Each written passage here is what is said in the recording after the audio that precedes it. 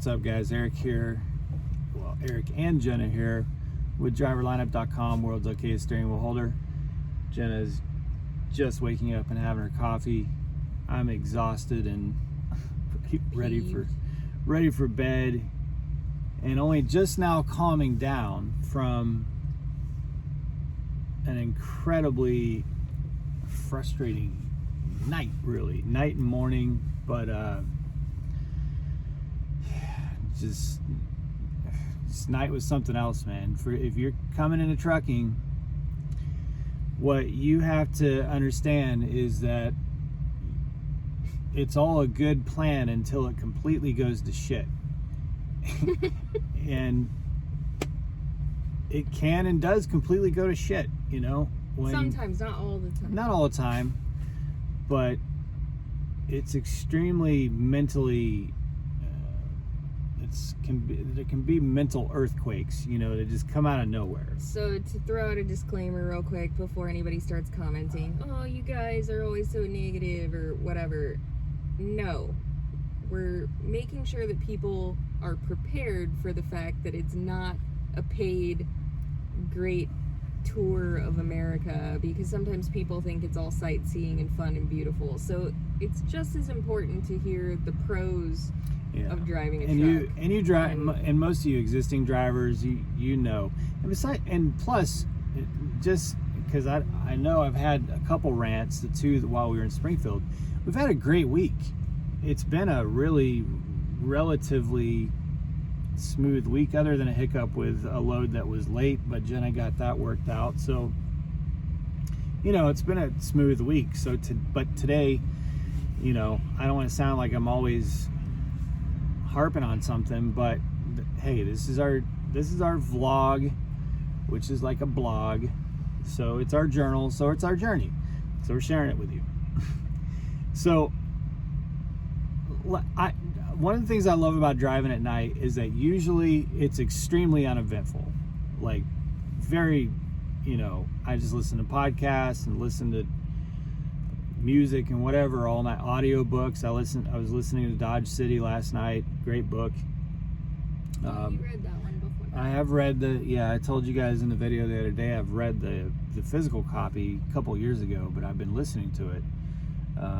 And it's a good book. You know, usually it's just uneventful. You're just driving out there on your own, you know, hardly any other traffic.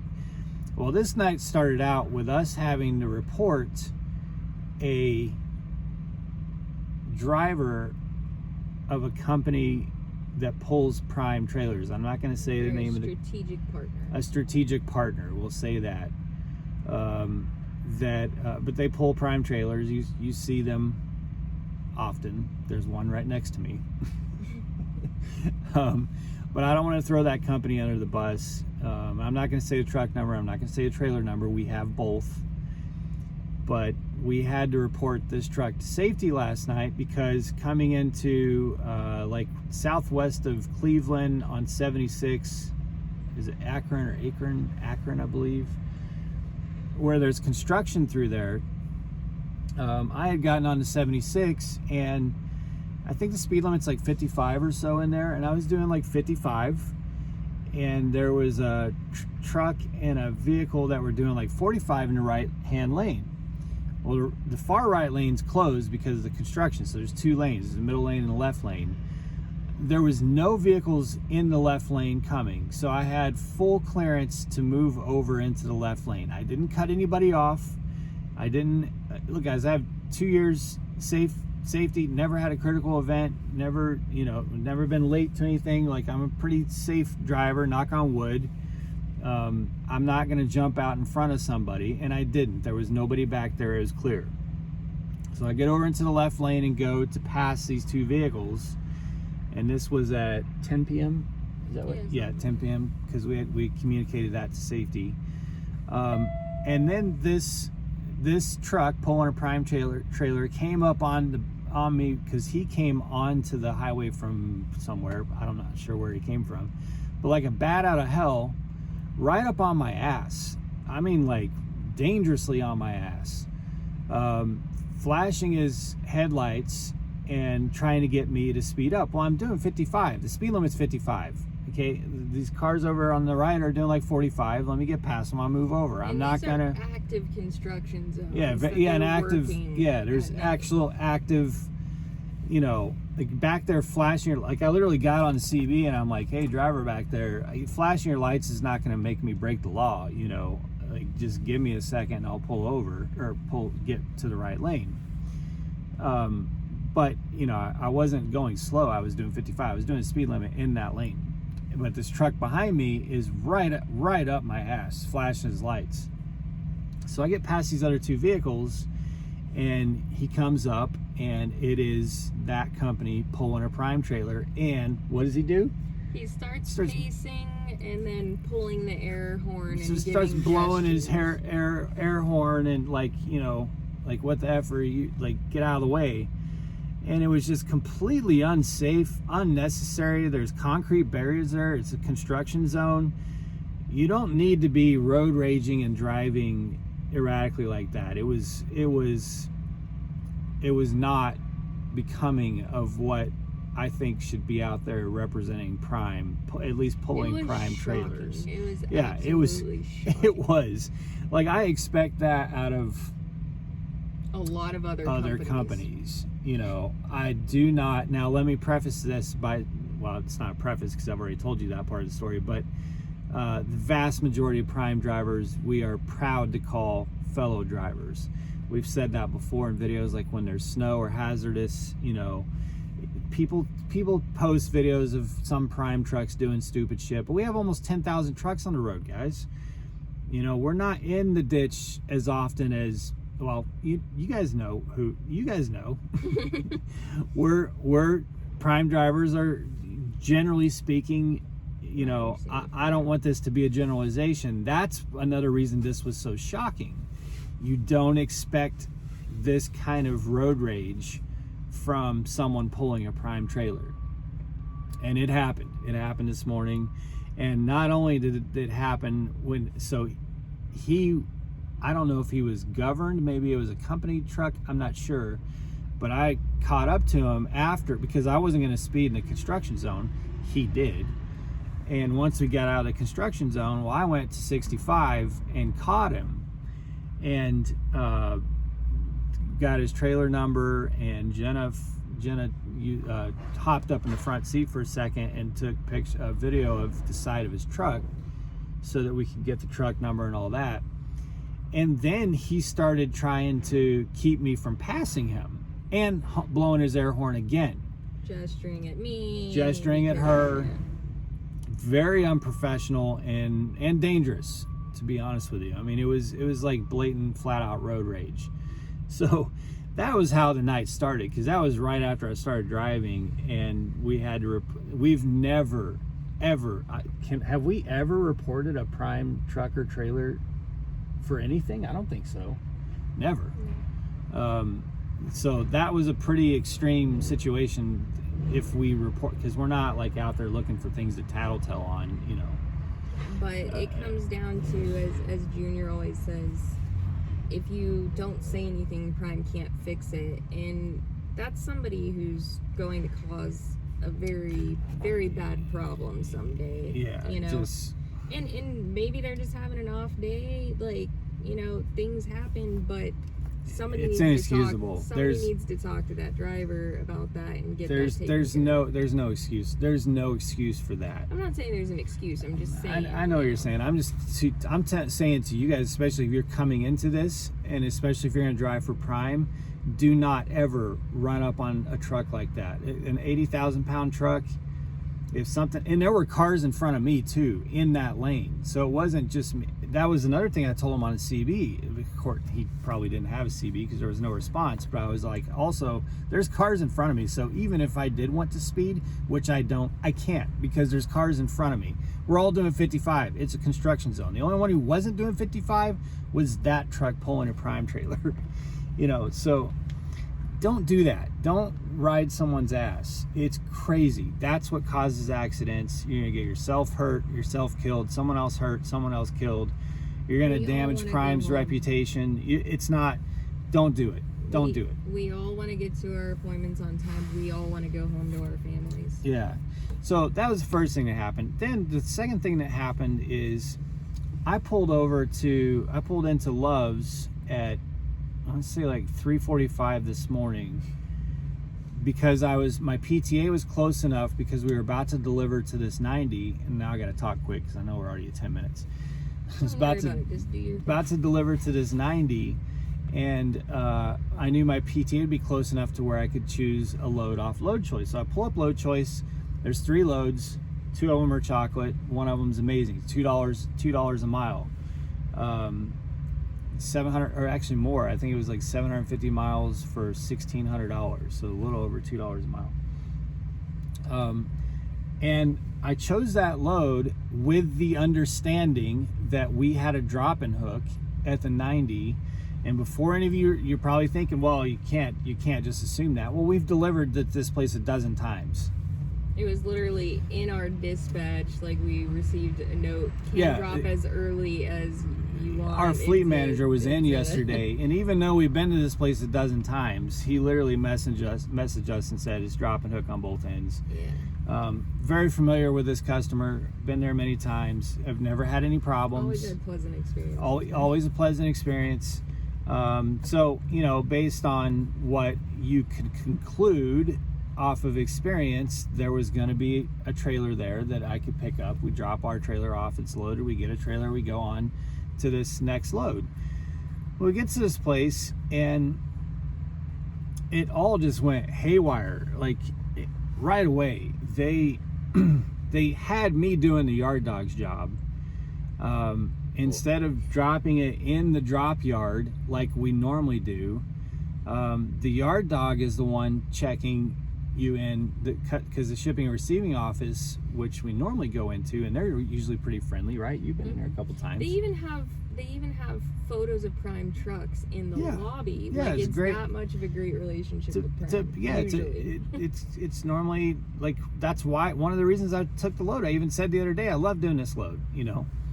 Well, because we were so early this morning, the yard dog is checking you in after the gate. You deal with it, guard at the gate, and then you go, and no one's in shipping or receiving. It's the yard dog. So he says, I know you guys normally drop in a drop yard. There's plenty of room over there, but so I don't have to move it, I'm just going to have you put it in this door. Well, it's pitch black and there's no lines going back to the door. Now, I don't know if the rest of you are like this. I'm really good at backing the truck, but where I go full retard, and I'm just being honest, and I'm gonna... Sorry for using such a terrible word. No, I do go full retard. Well, I'm using it in the context that Robert Downey Jr. uses in Tropic Thunder. You never go full retard. Never go full retard. And I go full retard when there's no lines and there's no trucks on either side and it's pitch black. And not only that, but he says to me specifically, make sure that trailer's squared up so that I can get it locked to the door. I could not get that damn trailer squared up with this dock because I couldn't see shit, and there was no lines and there was nothing on either side of me to give me a reference to whether or not the damn trailer was straight, So I backed it up and I pulled forward and I backed it up again and I pulled forward and I backed it up again, and I get out and I go look, and the right side of the trailer is sticking out from where the rubber is on the dock by 2 or 3 inches. And he comes, and I think, okay, well, that's pretty damn close. Well, he comes out there and stands there and says, no, you need to get this more squared up. But not only that, he drives his yard dog truck and parks it there and says, no, that's not good enough. So he sits there, and every time I go back, he said, no, that's not good enough. I'm like, well, I can't see shit.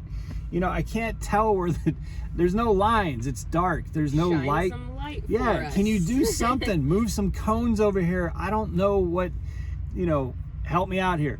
And not only that, but the way the chain was on the doors were out. Like, I couldn't get the chain tighter so that the doors would come in closer. So the doors are sticking out, and I can't see the yellow lines on the rubber around the dock either. So like he wouldn't even push the door in or anything to help, and his truck's right there. I'm like, I'm sitting here doing your job for you. Like, can't you at least just offer? You got nothing else to do. It's like 4:30 in the morning. Can't you at least offer, you know what, just drop it right here. I'll get it straight in there. I'm not too prideful to be like, look, man, you do this. It's your yard.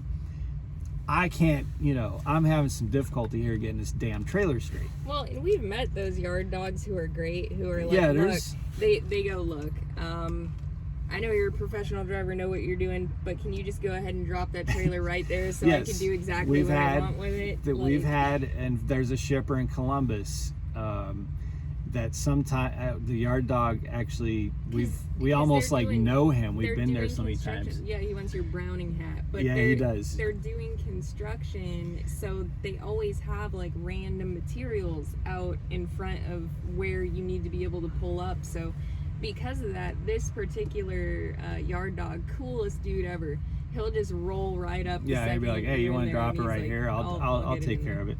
There's a lot of cool yard dogs. This was not one of them. I mean, he just like, I'm like, dude, I'm doing your freaking job for you, and you're not like. Well, and it wouldn't be that big of a deal if he didn't say, can you just put it there so I don't have to? Yeah, and then literally. to just sit there and be like, right. nope. Because now, if there had been 2 trucks and trailers there, or 2 trailers there, I would have no problem whatsoever. I could sink it in blind side, 90 degree, you name it. Wide open like that with no lines, and I can't see the dock because of the trailer doors. Oh. And I already know there's a lot of drivers that are going to agree with it. It's when there's no reference point. It's bizarre. It's a whole different animal. I mean, imagine trying to do the maneuvers on the pad at Prime with no cones, or like no lines, no cones, no lights.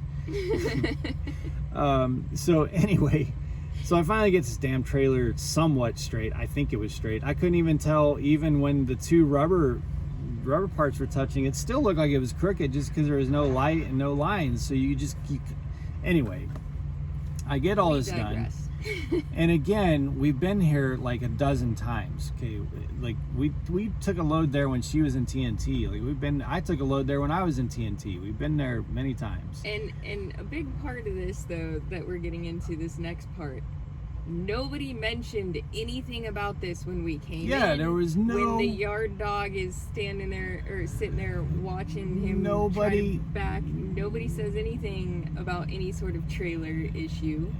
Yeah, it was never mentioned, so we're just operating on the assumption that it's business as usual, the way we always do it. Go grab an empty and leave. We go grab an empty, get on our way. Hey, we left you our trailer. We're taking a trailer. That's the way this works. It's a handshake. You got your product, you got your load safely. Everybody's happy. We move on. So I go over to where the empties are. Again, I don't need anyone to direct me. We've been there many times. I go over to where the empties are. I, go through all the struggle to get this empty because they parked the trailers so close together that, she was asleep. So I'm like twice her size. Usually Jenna can like spider monkey, around underneath the trailer, whatever she does to get it cranked. I had to squeeze through there and so I do all this work, pre-trip trailer, check it, make sure everything's functional, make sure everything's good, get hooked up to it, and I'm like, okay, let's rock and roll. We got time to go deal with having to get fuel, having to get the trailer washed out, make it to this $2 a mile load without being too stressed, roll around to the gate, and this jackass, I'm gonna say it. First, you get to the gate, and the dude's on break or whatever. That's what I'm saying. Oh, yeah. Total jackass. Like, we're the only truck there. You just checked us in. You know that we're dropping our load off and leaving, and you shut the gate with a sign that says you'll be back, and then you make us sit there at the gate for 30 minutes? Oh, I was so pissed. Like, we're about to come out of there. We're not going to be there for 5 hours or 8 hours or whatever. We're about to leave, and you go, oh, I was losing my shit at that stage, because after the whole thing with the yard dog. Internally, though, because you were still very professional. Yes, I maintained even though I'm expressing frustration with you guys, just sharing the story, I bit my tongue this whole time, and through this whole thing, and maintained professionalism as best as I could. So when he finally comes out, he says, "Are you authorized? To take that trailer?" And I was like, "Well, what do you mean?" And I handed him my signed paperwork that I got from the yard dog, because you always hand them your signed paperwork and then you go show them that the trailer's empty. "Are you authorized to take that trailer?" I'm like, as I'm handing him the paper, he goes, "Oh, you're loaded." And I said, "No, it's empty." He said, "No, you're not allowed to take an empty trailer off the yard." So what do you mean? I just brought you a trailer. Like, I just left you my trailer. I gave you my trailer. Now this is my trailer. And he immediately took an attitude that I'm just a lowly truck driver, and who the hell am I to try and make a case for why I have an empty trailer. He was literally being a Karen. His answer was, "Call your boss." It's literally like, "I want to speak to your manager." Like, with yeah, he said, "Well, you can go call your boss." And he said, I was like, "Well, yeah, I'm gonna do that, but I don't understand what the problem is here. You got there's 8 empty trailers over there, and they're all dirty. You can't use them. And then you've got 8 loaded trailers sitting at docks. Like, you're gonna unload those, and then you'll have 16 empty trailers, or unload my trailer, and you have it. Replaces the one you have another, like, there's 8 empty trailers over there. Poof, problem solved." He said, "Well, you need to tell your boss to buy more trailers." Man, at that stage, I was really biting my tongue, because I wanted to be like, "Look, punk, like, this kid was like 25, I'd say probably mid-20s, maybe close to 30. So to me, he's a kid, but I was thinking, look, punk, we probably have 30 or 40,000 trailers at our company. Do we need new trailers? Yes, that's another story.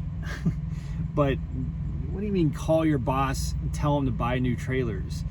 Like, Prime has that problem, I'll agree, but that's not this problem. This problem is, who are you and why are you talking to me like this problem is, you don't.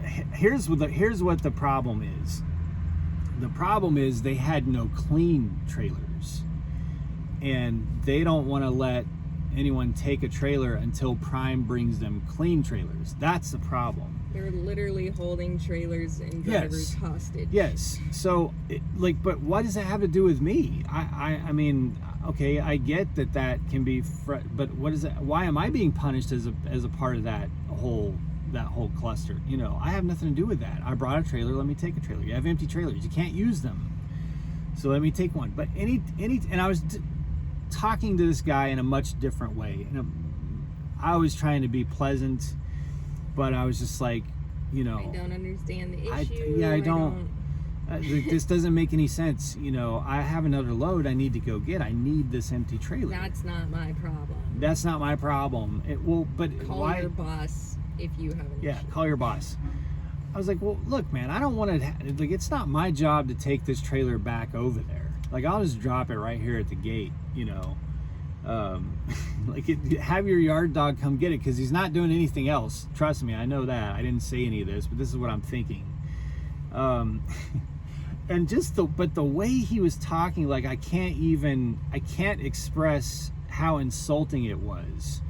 He used the word boss probably 5 or 6 times, of just like, of using it as a way to minimize any kind of logical argument that I was trying, or a case that I was trying to make. Is, well, you're just a truck driver.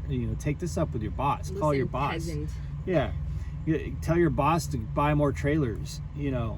Like, just not even. Let me get right on that. Let me go ahead and email Mr. Rob Lowe. Yeah, bro. This guy. First of all, I don't work for Prime. Blah blah blah. First of all, I don't work for Prime, kid. I work for my own business that's contracted with Prime, but that's not even whatever. Rob Lowe is the CEO of a company that does hundreds and hundreds of millions of dollars of freight a year. And you're going to tell him he needs to buy more. Okay. You don't seem to understand this, kid. So it was like, I've been doing this for 2 years, and we come across a lot of grouchy, cranky. And most of the time they're hungry, so if you give them something to snack on, they become your best friend very quickly. But my point is, like, I get it, you know? A lot of truck drivers are assholes, and if you just have to deal with them all day, day in and day out, then I get it. I get the crankiness and the grouchiness. That doesn't bother me and offend me. But when it's someone standing there, like, demeaning you and insulting you and just writing off your concerns and your ability to make money. So what happens is, we ended up losing a $1,600 load. Because this is like, I mean, had this whole thing, we sat there for 2 hours for what was 15 minutes worth of drop and hook work. Usually we're in and out of there super fast. Like, we even have to park right outside of there and do our paperwork, you know, our drop, our depart receiver, because it just goes so, like, we're just out of there, you know. So this ends up taking several hours, and we're just so mentally mind boggled by all this, and at this hour, that early in the morning, the idea of getting an empty trailer is, you know, having to go on the Great Trailer Hunt. The Great Trailer Hunt near Pittston, which there's probably well over 100 bobtails right here. The demand for empty trailers is extremely high here. You know, it's going to take us way out of route. This is a load you cannot be late to, and it just got us all whacked out. So, you know, because that guy wanted to be a putz and like punish me because they have a bunch of dirty empties and not clean empties, we're sitting at Pittston right now.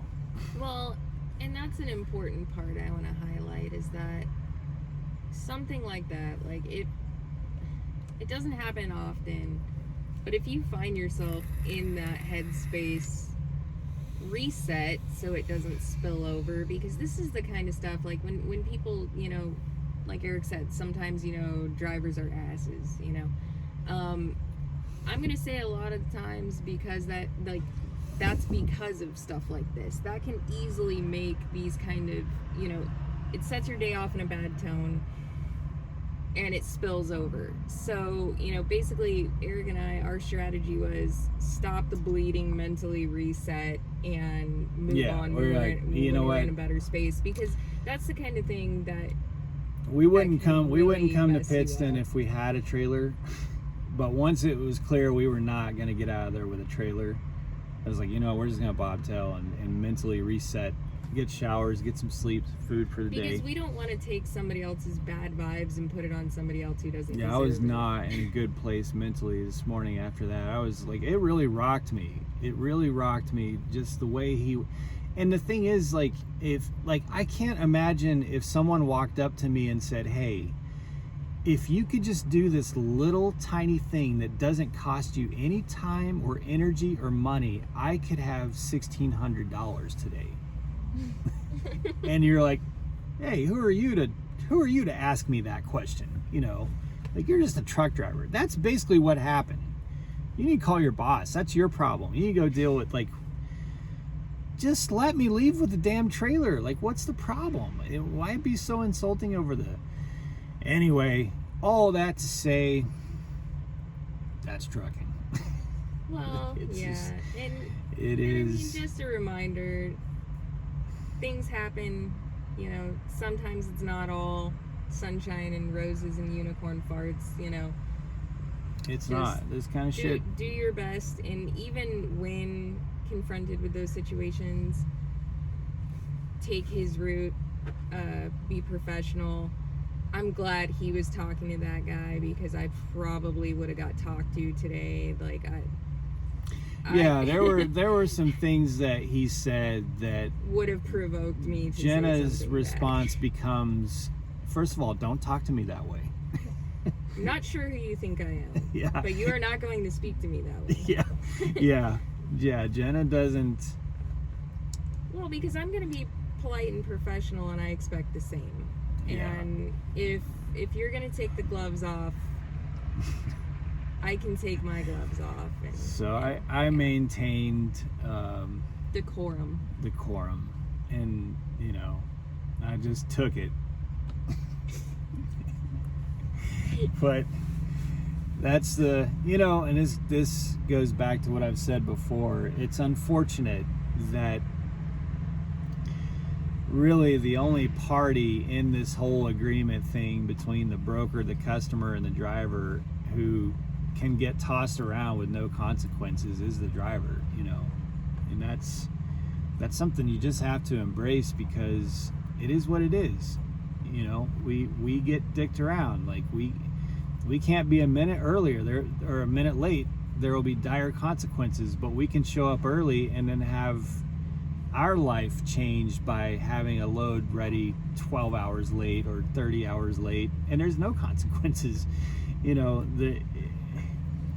There can be no restrooms for us. There's no consequences for that. There could be, someone could treat us like garbage. There's no consequences for that. But if we treat a customer like garbage, if I had treated that customer the way they treat me, I would probably be banned from that customer. There's no consequences for that customer. It's the industry's changing in a lot of very positive ways. Listen to Travis Kenley's podcast on Driver Hub podcast today. He talks about that. But one of the ways that it has not changed is nobody cares about the driver's problems. Well, in terms of, in terms of the industry, Prime cares about our problems. Yeah, that's not a knock on Prime. I'm saying just the in general, customers, shippers, and receivers, our interest in what's best for us and our livelihoods is of the least concern to them, as a general statement. That's fact, and I don't know what else to say about it. It just is what it is. So, and you'll all learn that, it's kind of fun for us, not fun, but it's entertaining in an unfortunate way to watch our friends and people we follow go through TNT, and there's this huge excitement level, and then a couple weeks in, it's like, this is bullshit, having to sit in the sleeper for 10 hours.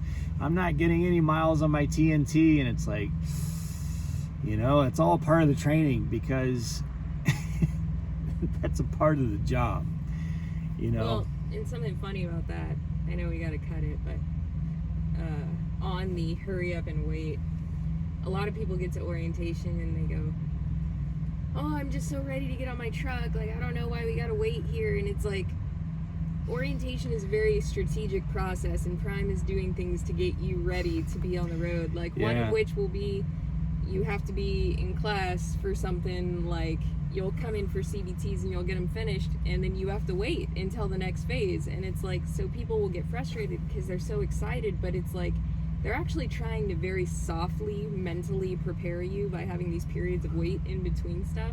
So sometimes we have to remind people they're doing this for a reason. It's not like they're just having you sit there just because they want to. It's they're trying to prepare you for the fact that it will happen. In trucking, when you start to build some momentum, be prepared to have your brakes halted. Sometimes actually, literally, sometimes everything's going great, and then you got brake issues. And the way to get through those halts is to know that you just have to go build new momentum. Mental fortitude is very important. Yeah, but there is always momentum on the other side of the halts. That's the good news. The bad news is you are going to have your shit halted. That's the name of the game. All right, guys, it's Monday.